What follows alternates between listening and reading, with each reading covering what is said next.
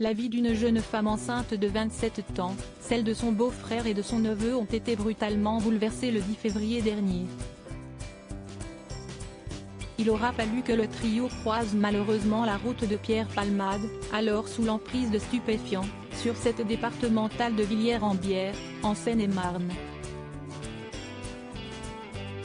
Depuis plus de 7 mois, celle qui aurait dû accueillir son tout premier bébé le 14 mai dernier doit faire le deuil de celui-ci, qui n'a pas survécu à l'accident de voiture provoqué par l'humoriste. Mais comme le révèle Le Parisien, ce jeudi 21 septembre, l'affaire connaît aujourd'hui un rebondissement qui pourrait quelque peu jouer en faveur du comédien de 55 ans.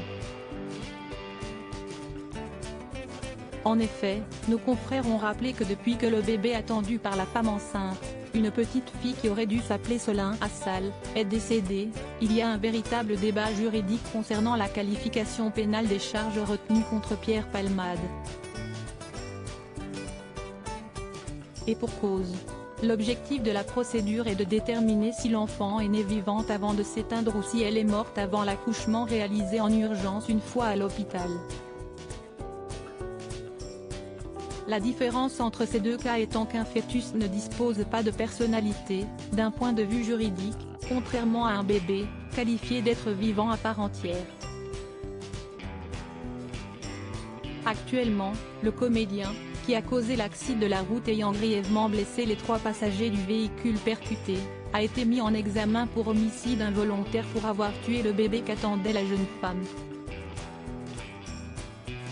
Mais il semblerait qu'une nouvelle expertise médicale réalisée par 3 experts agréés par la Cour de cassation, un médecin légiste, un pédiatre des hôpitaux et un médecin néonatologue, et transmise à la juge d'instruction le 8 août dernier puisse remettre en question la qualification pénale concernant Pierre Palmade.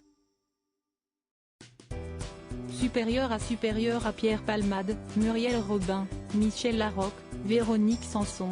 Les femmes de sa vieux humoriste qui pourrait écoper de 5 à 7 ans de prison. Celle-ci précise que l'enfant était viable au moment de la naissance, tout d'abord parce qu'elle est née à près de 28 semaines, soit 4 semaines au-delà du seuil de viabilité fixé à 24 semaines, ensuite parce qu'elle avait un poids bien plus important que 500 grammes.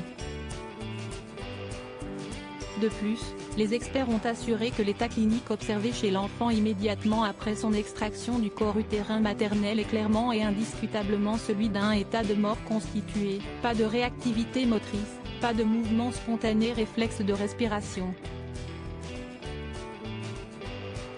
En résumé, la petite Solin Assal n'a, à aucun moment, présenté de signes de vie extra-utérine après sa naissance.